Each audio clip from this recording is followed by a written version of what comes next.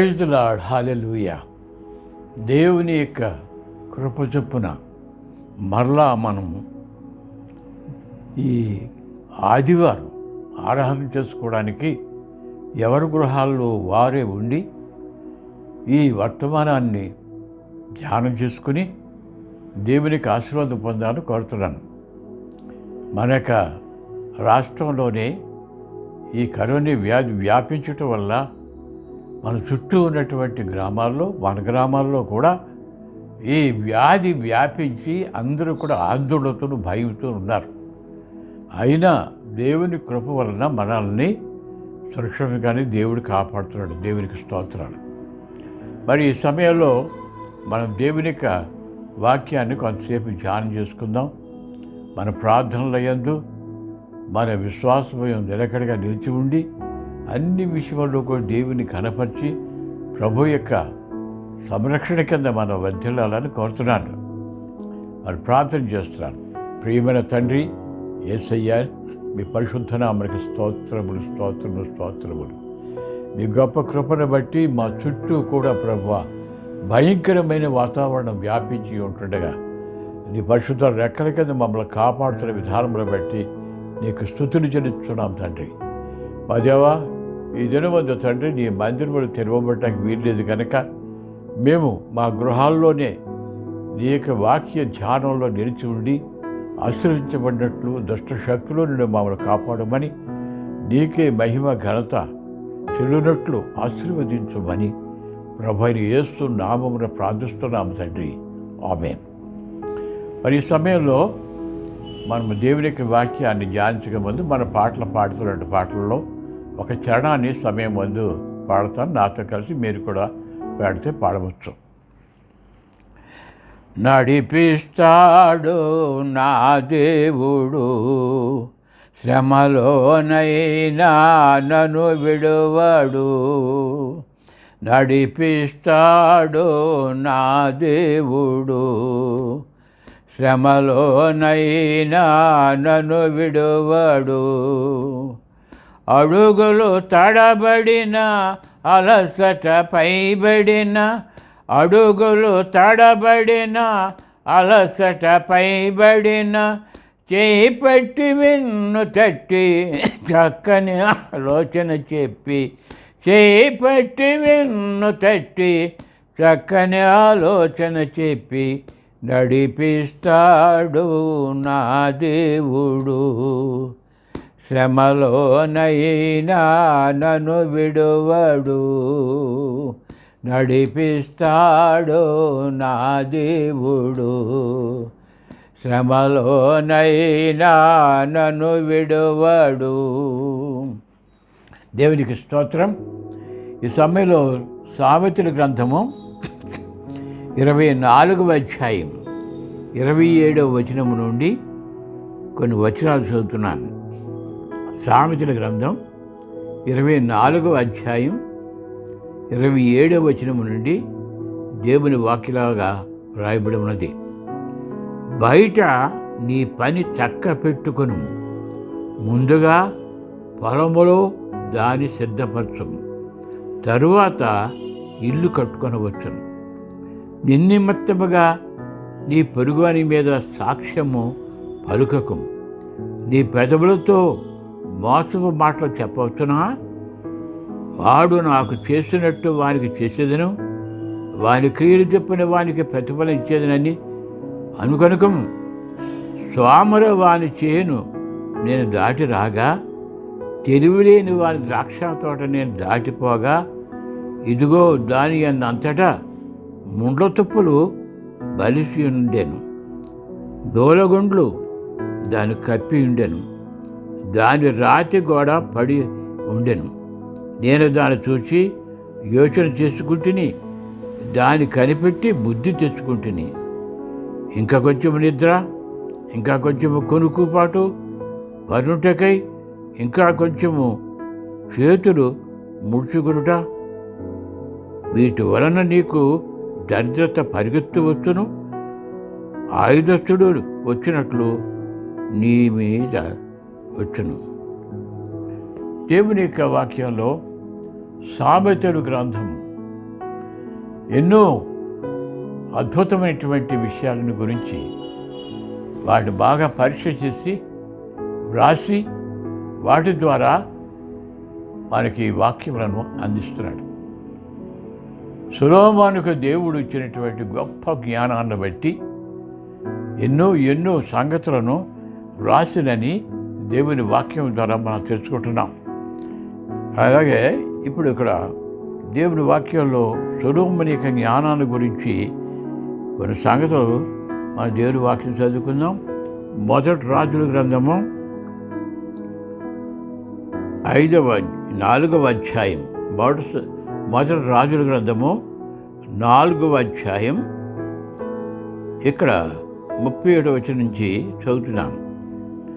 అతడు సమస్తమైన వారి కంటెను యజ్రేయుడైన ఏతాను కంటెను మహోలు కుమారుడైన హేమాను కల్కోలు అను వారి కంటెను జ్ఞానవంతుడై ఉండెను గనుక అతని కీర్తి చుట్టూనున్న జనములన్నిటిలో వ్యాపించమయ్యాను. అతడు 3000 సామెతలు చెప్పెను, 1005 కీర్తనలు రచించెను. మరియు లెబనోనులో ఉండు దేవదారు వృక్షమునే గాని గోడలో నుండి మొలుచు హిస్సోపు మొక్కనే కాని చెట్లన్నిటిని గుర్చి అతడు వ్రాసెను. మరియు మృగములు, పక్షులు, రాకు జంతువులు, జలచరములు అను వాటన్నిటినీ గుర్చి అతడు వ్రాసెను. అతని జ్ఞానము మట్ల తెలుసుకుంటకి అతని జ్ఞానమును గుర్చి వినిన భూపతులందరిలో నుండి జనులందరిలో నుండి మనుష్యులు సొలొమోను వద్దకు వచ్చిరి. సొలొమోను యొక్క ఇంత గొప్ప జ్ఞానం ఎలాగ వచ్చింది అని అంటే, దేవుడు అతనికి అనుగ్రహించినటువంటి జ్ఞానం వలన ఎన్నో అద్భుతమైనటువంటి సంగతులను పరీక్షించి వాటి గురించి తెలియజేశాడు. వాటిని అనుసరించడం ద్వారా అతను కొన్ని తెలివితేటను బుద్ధిని కలిగి ఉన్నట్టుగా వ్రాయబడతా ఉన్నది. ఈ సమయంలో ఇక్కడ చదివినటువంటి సామెతల గ్రంథం 24వ అధ్యాయంలో ఉన్నటువంటి భాగంలో ఒక బుద్ధిహీనుడైనటువంటి ఒకరి గురించి చెప్పబడుతుంది. అది దేవునికి సోమరవాని చేను నేను దాటి రాగా అన్నాడు. ఆయన ప్రయాణం చేస్తున్నప్పుడు ఆ ప్రయాణంలో ఒక స్థలానికి వచ్చినప్పుడు ఆ స్థలంలో ఒక చేను కనబడినది. ఆ చేను చూసినప్పుడు ఆశ్చర్యం వేసింది ఆయనకి. అందరి యొక్క చేను బాగున్నాయి, ఈ చేను చాలా భయంకరంగా తయారై ఉంది. ఆ చేనులో ఎక్కడ సేద్యం చేసినట్టు కనపడటం లేదు. ఒకప్పుడు సేద్యం చేసి ఉండొచ్చు, కానీ ఇప్పుడు అది జోలగని చెట్లు, ముండ్ల తుప్పలు, నానా చెత్త చెదాలతో నిండిపోయి ఉంది.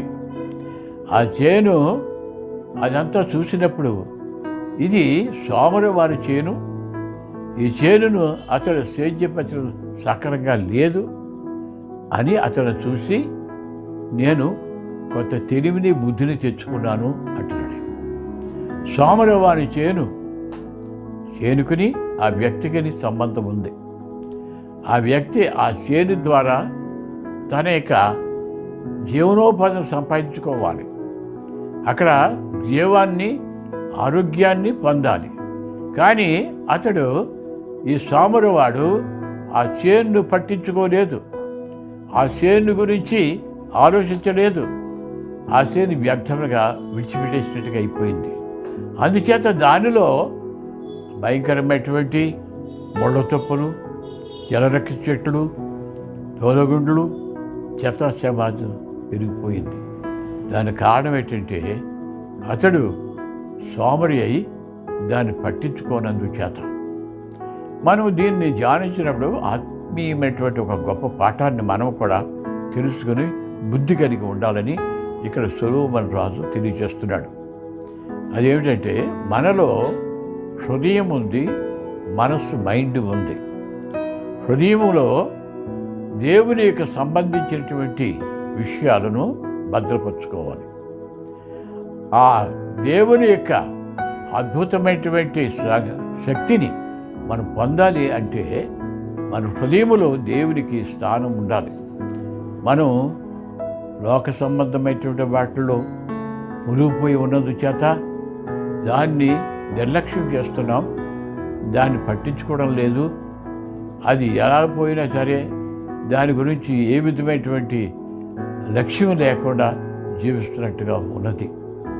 మరి అనుకోవచ్చు మన హృదయమైనటువంటి ఈ భూమి అది చేను ఎలాగ ఉంది, ఈ చేను దేవునికి ఇష్టముగా ఉందా, లేకపోతే దీనిలో నానా రకాలైనటువంటి అనవసరమైనటువంటి చెట్లు చేమలు పెరిగిపోతున్నాయా అని మనం పరీక్ష చేసుకోవాల్సిన అవసరత ఉన్నది.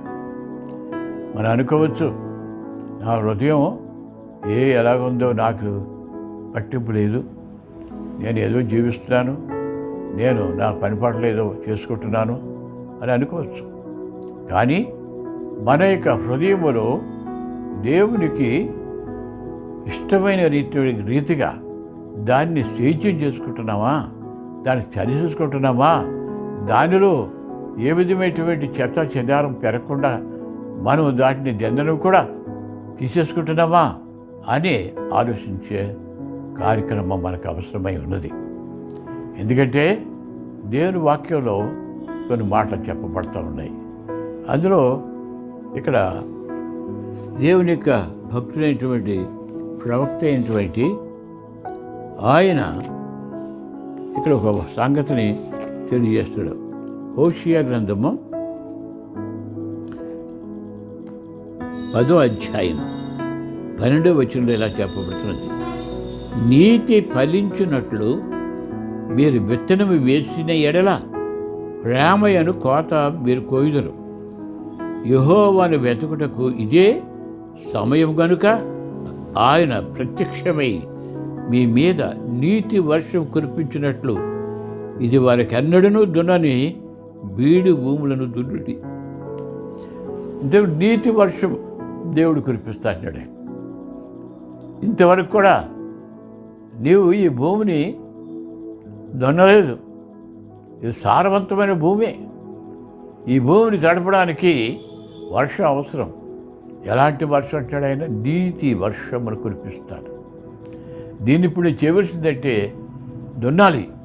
దున్ని దాని మీద పెరిగినటువంటి ఈ బలురక్కసులు, ఈ చెత్త చెదారం ఇవన్నీ కూడా తీసివేసి దాన్ని శుద్ధి చేసి నీవు ముందుకు వెళ్ళిపోవాలని దేవుని వాక్యంలో చెప్పబడుతుంది. ప్రియమైన సహోదరులారా, నీవు కూడా ఈ లోకంలో జీవిస్తున్నప్పుడు మన చుట్టూ కూడా అనేకమైనటువంటి ఈ భయంకరమైన పరిస్థితులు వచ్చి మనల్ని నిర్లక్ష్యమైనటువంటి స్థితిలోనికి సోమరితనంలోకి నడిపిస్తుందని మనం గ్రహించాలి. ఎందుకంటే ఈ బీడు భూములు అవి పనికిమాల భూముల కింద విడిచిపెట్టేస్తున్నాం. అంటే మన హృదయంలోకి చేరుతున్నటువంటి ఈ ముళ్ళ తుప్పలు, ఈ ముళ్ళ కంచెలు ఇవన్నీ కూడా పెరిగిపోయేని చెప్తాం. మనకు అక్కడికి దేవునికి ఏ స్థానం ఇవ్వలేని పరిస్థితుల్లో ఉంటున్నాం. మరి ఏంటి ఈ హృదయంలో చేర్చుకోవచ్చు అంటే ఇక్కడ దేవుని వాక్యంలో ఒక మాట ఉంది. రోమాపత్రిక 1వ అధ్యాయం 28వ వచనంలో అక్కడ భక్తులైనటువంటి పౌలు రోమిలికి రాసినటువంటి పత్రికలో తెలియజేస్తున్నాడు ఆయన. అది ఒకసారి మనం చదువుతున్నాను. నేను రోమపత్రిక 1వ అధ్యాయం 28వ వచనం నుండి చదువుతున్నాను. మరియు వారు తమ మనస్సులో దేవునికి చోటియ్యనొల్లకపోయిరు గనుక చేయరాని కార్యము చేయుటకు దేవుడు భ్రష్ట మనస్సుకు వారిని అప్పగించెను. అట్టివారు సమస్తమైన దుర్నీతి చేతను, దుష్టత్వం చేతను, లోభం చేతను, ఈర్ష్య చేతను నిండుకొని మత్సరము, నరహత్య, కలహము, కపటము, వైరమని వాటితో నిండిన వారై కుండిగాడ్లను, అపవాదకులను, దేవద్వేషులను, హింసకులను, అహంకారులను, పెంకుమలాడువారును, చెడ్డవాటిని కల్పించేవారును, తండ్రులకు అవిజేయులను, అవివేకులను, మాట తప్పువారును, అనురాగరహితులను నిర్దయులైరి. ఇట్టి కార్యములను అభ్యసించువారు మరణమునకు తగినవారు అను దేవుని న్యాయవిధిని వారు బాగుగా ఎరిగిండి వాటిని చేయుచున్నారు. ఇది మాత్రమే కాక వాటిని అభ్యసించి వారితో సంతోషముగా సమ్మతించుతున్నారు. దేవుని వాక్యం ఏ హృదయంలో అయితే దేవునికి స్థానం ఇవ్వకుండా అక్కడ దూరగం చెట్లు, ముళ్ళ తుప్పలు, భయంకరమైనటువంటి చెత్తాచెదారం పోగొడిపోతే వారు మరణమునకు తగినటువంటి పరిస్థితుల్లో ఉన్నారని ఎరిగి ఉండి వాటిని అనుసరిస్తున్నారు. అదే కాకుండా అలాగా అనుసరిస్తున్న వారిని బలపరుస్తున్నారంటాడు. కనుక మన హృదయంలో ఎలాంటి పరిస్థితులు ఉన్నాయి, మనం దాన్ని దినదినం కూడా శుద్ధి చేసుకుంటున్నామా? దినదినం కూడా అందులో ఏ చెడుగు పెరగకుండా మన మెడుకుతో దాన్ని కాపాడుకుంటున్నామా అని మనం గ్రహించవలసింది. యేసు ప్రభు వారు విత్తువాని ఉపమానం చెప్పారు. ఆ విత్తువాని ఉపమానం చెప్పినప్పుడు దాంట్లో 3 స్థలముల గురించి ప్రభువారు చెప్పారు. 3 స్థలాల్లో మొదటి భూమిలో ఒక దారి పక్కన కొన్ని గింజలు పడ్డాయి, రాతి నేలను కొన్ని గింజలు పడ్డాయి, ముడతుప్పల్లో కొన్ని గింజలు పడ్డాయి, మంచి నేలను కొన్ని గింజలు పడ్డాయి. ఇందులో మంచి నేలను పడిన గింజలు మాత్రం నూరంతాలుగా ఫలించాయని ప్రభువారు శిష్యులతో చెప్పారు. దాని అర్థం వారు స్ఫూర్తి గ్రహించగా ప్రభువు ఒంటరిగా ఉండినప్పుడు ఈ విత్తువాన్ని కూర్చున్నటువంటి ఉపమానంలో దాని వివరణ చెప్పండి అయ్యా అని అడిగారు. అప్పుడు ప్రభువారు ఆ వివరణ ఇచ్చారు. ఆయన అందులో ముఖ్యంగా ఈ సమయంలో గుర్తు చేయవలసింది ఏంటంటే ముళ్ళ తుప్పల్లో పడినటువంటి విత్తనం. అది మత్తయి సువార్త 13వ అధ్యాయంలో ఉంది. ముండ్ల పొదల్లో విత్తబడిన వారు వాక్యమును వినివారే గాని ఐహిక విచారములను, ధన మోసమును, వాక్యమును అణిచివేయును గనక వాడు నిష్ఫలుడుగును. ఈ ముళ్ళు తుప్పల్లో విత్తబడినటువంటి విత్తనం ములిసింది, కానీ ముళ్ళు తుప్పులు అడిచేసే అది పైకి రావడానికి వీల్లేదు, ఫలించడానికి వీల్లేదు. అది ఎలా ఉండదు. అది ఏమిటి అని అంటే ప్రభువారు ఇక్కడ వివరణ చెప్పారు. ఆ వివరణ ఏంటంటే ఇదిగో ఐహిక విచారములు, ధనమోసం అనేటువంటివి ఈ ముళ్ళు తుప్పులు పెరగకుండా అణిచివేస్తున్నాయి అన్నాడు.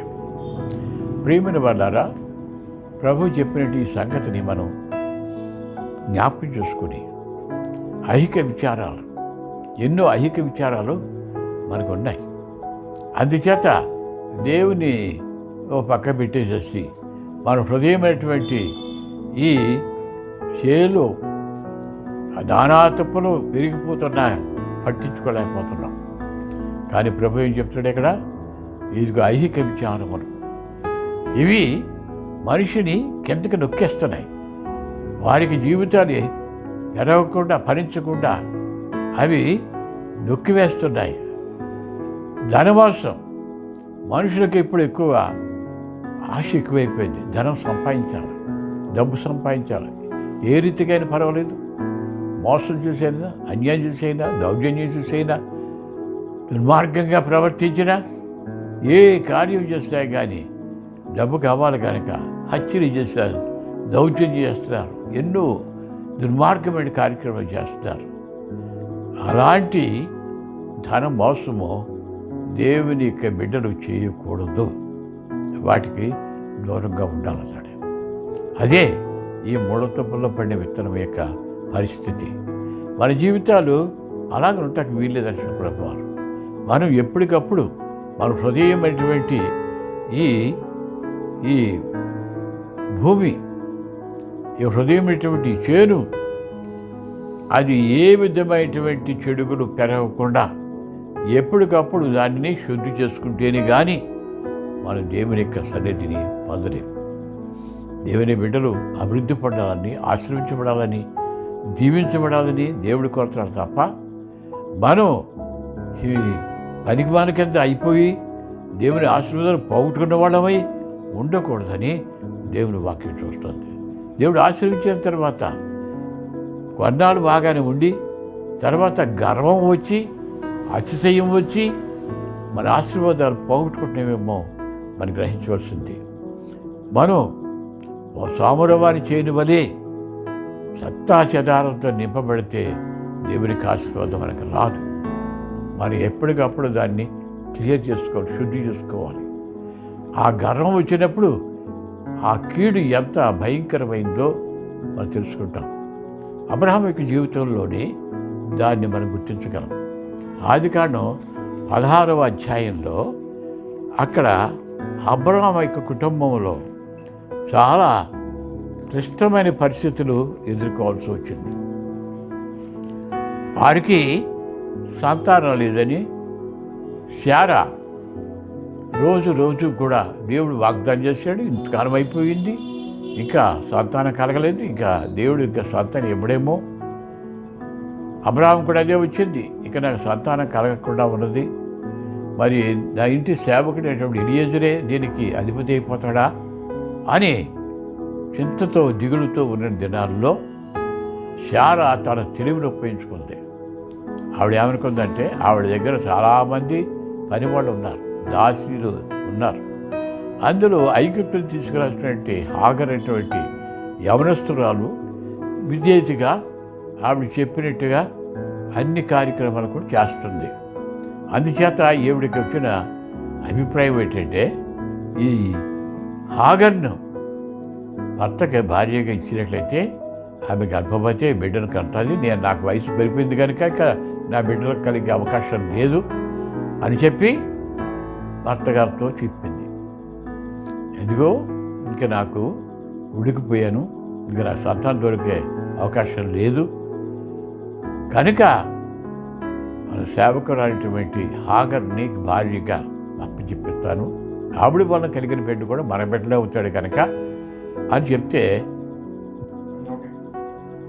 అబ్రహాం శారా మాట అంగీకరించాడు. దేవుడు ఇచ్చిన వాగ్దానం శారా ద్వారానే నీకు కుమారుడు ఇస్తాను, ఆ కుమారుడు ద్వారానే సంతానం అభివృద్ధి పరిచి ఆకాశ నక్షత్రాలలాగా సముద్ర ఇసుకరేణి వలె అభివృద్ధి పరుస్తానని చెప్పినటువంటి వాగ్దానాన్ని ప్రక్కన పెట్టేసేసి అబ్రహాం సమ్మతించాడు. హాగరు మంచి స్థితికి ఆమె వచ్చింది. ఎప్పుడైతే ఆ స్థితికి వచ్చిందో ఆమెలో గర్వం బయలుదేరింది, అతిశయం వచ్చింది. శారా ఆమెకి పెద్ద స్టేటస్ ఏర్పాటు చేసింది. ఆమె ఈ స్టేటస్ ఉన్నతమైన స్థితి ఏర్పాటు చేయగానే హాగర్లో గర్వం బయలుదేరింది. నేను ఇప్పుడు శారాయంతో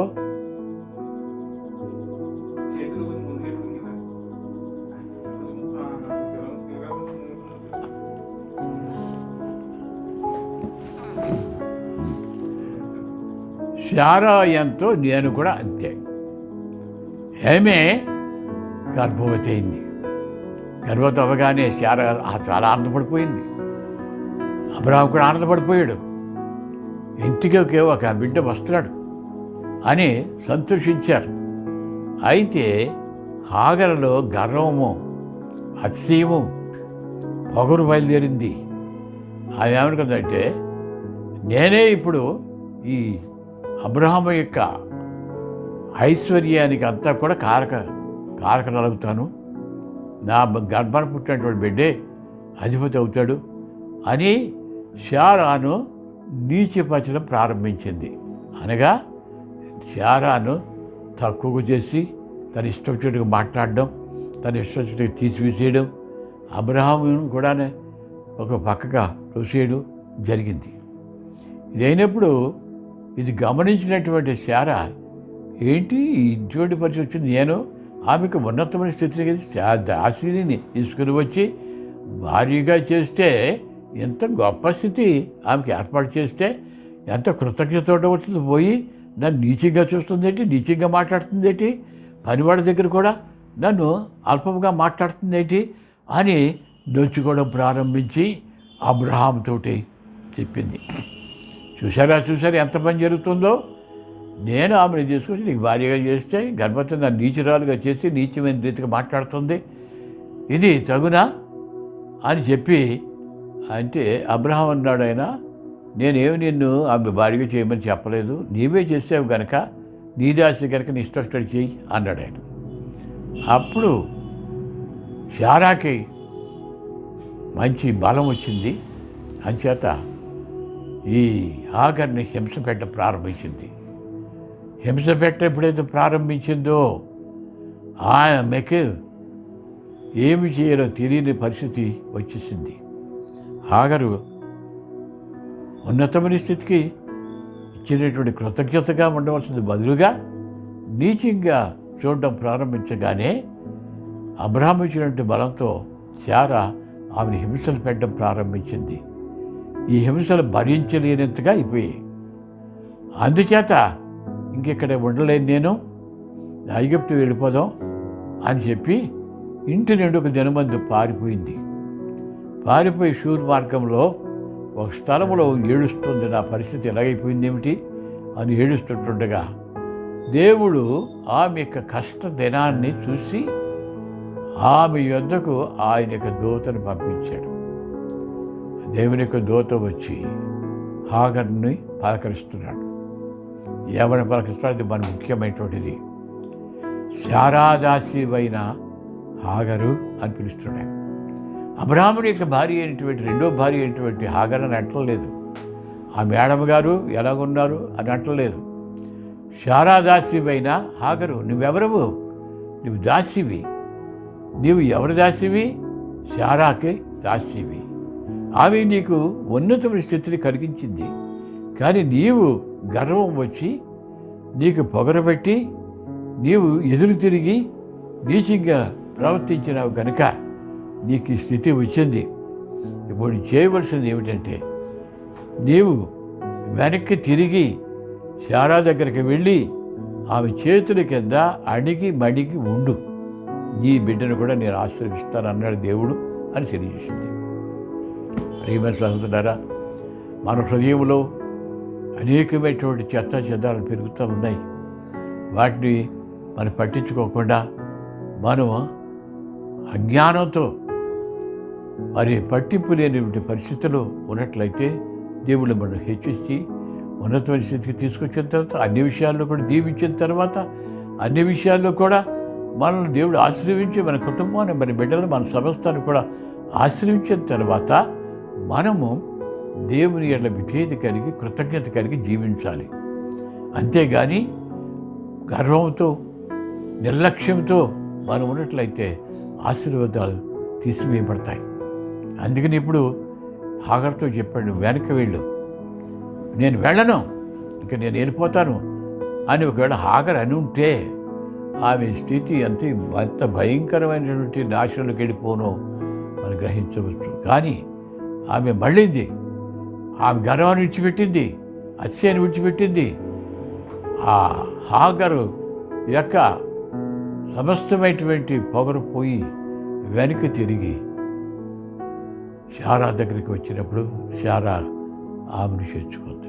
ప్రియమైన వాళ్ళారా, మన హృదయంలో మన యొక్క చేను ఎలాగ ఉందో మనం గ్రహించుకొని దేవుడు మనకిచ్చినటువంటి ఐశ్వర్యాన్ని, ఆశీర్వాదాలను సద్వినియోగపరుచుకొని దేవుని దగ్గర వినయ మనసుతో ఉన్నట్లయితే దేవుడు గొప్ప దీవెనలు ఇచ్చి ఆశీర్విస్తాడని, దేవుని హస్తం మనకు తోడుగా ఉంటుందని దేవుని వాక్యం ద్వారా మనం గ్రహిస్తున్నాం. కనుక మన దేవుని యొక్క సన్నిధానంలో ప్రభు యొక్క వాక్యముని బట్టి మన హృదయంలో చెత్తా చెదారం పెరగకుండా ఏ రోజుకి ఆ రోజే ప్రభు యొక్క పాదముల యొద్ద వెనక్కి తిరిగి పరీక్షలు చేసుకుని శుద్ధి చేసుకుని దేవునికి స్థానం ఇచ్చి మన యొక్క ఈ భూమిని సోమరవాని చేను ఎలాగైతే పాడైపోతే అలా పాడైపోకుండా దేవుని ఇది ఫలించి మన దేవుని మహిమనితో ఆశీర్వించబడాలని ఈ సమయం మందు గుర్తు చేస్తాను. ఇక్కడ సులభమైన అంటున్నాడైన సోమరవాని చేను నేను దాటి రాగా అది ముళ్ళ తుప్పలతోనూ చెత్త చెదాలతో ఉంటే దాన్ని చూసి నేను బుద్ధి తెచ్చుకున్నాను అంటాడు. ఈ సమయం మందు ఆ వాక్యమును మనం గ్రహించుకొని బుద్ధి తెచ్చుకొని దేవుని వైపు తిరిగి అనుదినం కూడా మన హృదయంలో ఏ విధమైనటువంటి చెడుగులు ప్రవేశించి ఉండకుండా దేవునికి స్థానం ఇచ్చి అలాంటి పరిస్థితుల్లో ఉన్న వారిని మనం మార్పు చేయాలి, కానీ మనం మారిపోయి వాళ్ళలాగా అయిపోవడానికి వీల్లేదని దేవుని వాక్యం ద్వారా ఈ సమయం ముందుని తెలియజేస్తున్నాను. మరి మనకి జీవితంలో ఎన్నో శోధనలు బాధలు ఉండొచ్చు. నేను కొన్నిసార్లు కొన్ని గృహాలు దర్శించుకోవడానికి వెళ్ళినప్పుడు ఒక గృహానికి వెళ్ళినప్పుడు ఒక సహోదరి ఉండేది. ఆవిడ ఎప్పుడు కూడా నేను వెళ్ళిన తర్వాత అయ్యగారు నాకు ఆ పాట పాడండి బాబు అనేది. ఏ పాట అంటే మన కీర్తన పుస్తకంలో కూడా ఉంది, 633వ కీర్తన. నా జీవిత ఈత లేకున్నాను, నా చెయ్యి పట్టుకో నా యేసునాథ, గాలి తుఫానులకు కరిగే తరంగముల కొట్టబడుచున్నాను కదా నా దేవా అని ఈ పాట పూర్తిగా పాడే ఉంటే ఆవిడ కళ్ళల్లోంచి కొంచెం నీళ్ళు చుక్కలు వచ్చాయి. ఎందుకంటే ఆవిడకి యొక్క మరి విచారములు ఎక్కువైనందుచేత దేవునికి హస్తం కోసం చాచి ఈ పాట ద్వారా ఆమె యొక్క ఆత్మీయ స్థితిని మేల్కొల్పు చేసుకునేది.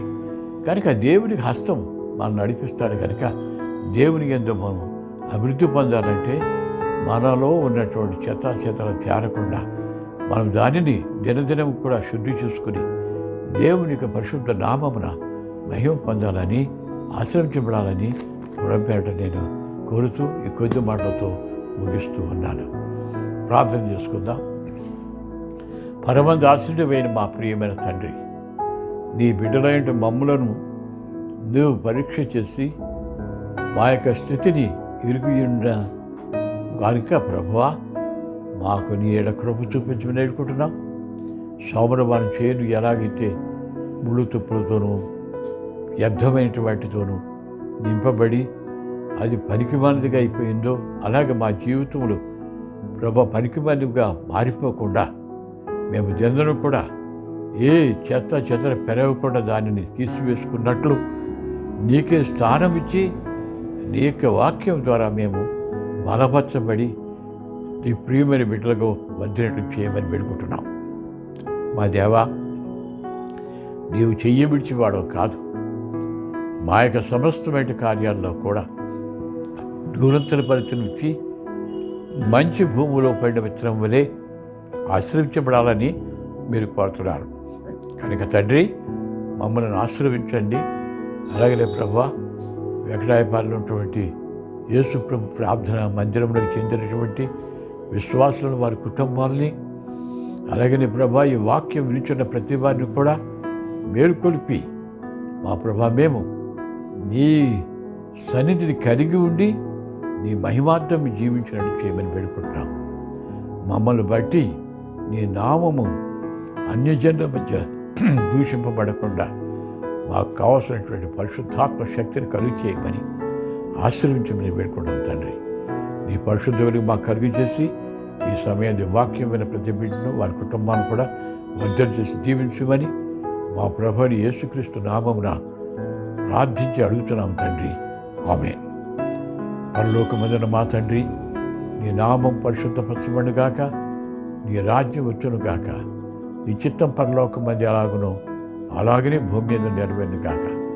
మాకు కావాల్సిన ఆహారాన్ని మాకు దయచేయి. మా రుణస్తులు మీకు క్షమించే ప్రకారం మా రుణులు క్షమించము. మా శోధంలోనికి తేక కీడు నుండి తప్పించు. ఎందుకంటే రాజ్యం, బలము, మహిమయు నిరంతరం నీవై ఉన్నావు తండ్రి. ఆమేన్. తండ్రి అయిన దేవుని యొక్క ప్రేమయు, ప్రభు అయిన యేసుక్రీస్తు కృపయు, పరిశుద్ధాత్మ దేవుని నిండైన ఆశీర్వాదములు ఈ వాక్యం విని దాన్ని సరిచూసుకున్న ప్రతి ఒక్కొక్క విశ్వాసికి కూడా ధారాళమైన దీవులతో నూతన ఫలితో మధ్యలో చేయి ఆశ్రయించి కాపాడును గాక. ఆమేన్. దేవుని నామకు స్తోత్రం. మరి ప్రియమైనటువంటి సహోదర సహోదరులారా, మీరు ఆరాధన కార్యక్రమాలు పాల్గొనడానికి వీలు లేని పరిస్థితుల్లో మీ గృహాల యొద్దనే మీరు ఆరాధన చేసుకోవాలని కోరుతున్నాం. మీరు నాకు కనబడలేదు, నేను మీకు మీరు చూసుకుంటే కనబడతాను. అయితే మీతో కలిసి ఆరాధన చేసుకోవడానికి వీలు పడే దినాలు దేవుడు మనకి ఇస్తాడని నమ్ముతున్నాను నేను. అయినప్పటికీ దినము కూడా మిమ్మల్ని నేను మర్చిపోవడం కాదు, మీ కొరకు మేము ప్రార్థన చేస్తున్నాం. అనుదినము కూడా మీ గ్రామంలో మీ కుటుంబాలు పేరు పేరున దేవునికి ఆశీర్వాదం ప్రార్థన చేస్తున్నాం. కనుక మీరు కొంతమంది వారి అవసరాలు తెలియజేస్తున్నారు, కొంతమంది తెలియజేయకపోయినప్పుడు వారి నిమిత్తం అందరి నిమిత్తం కూడా ప్రార్థన చేస్తాం. కనుక మీ దృష్టిలో ఉంచుకుని మా కొరకు సంఘం కొరకు ప్రార్థించాలని ప్రభుపేట మనవి చేస్తున్నాను. ఆమేన్.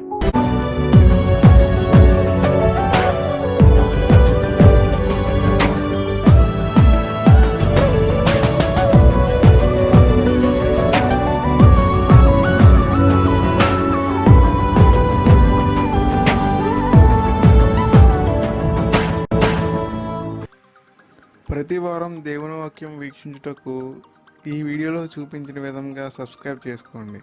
మరియు మీ ప్రార్థన అవసరతల కొరకు ఈ కింద చూపిస్తున్న నెంబర్ని సంప్రదించండి.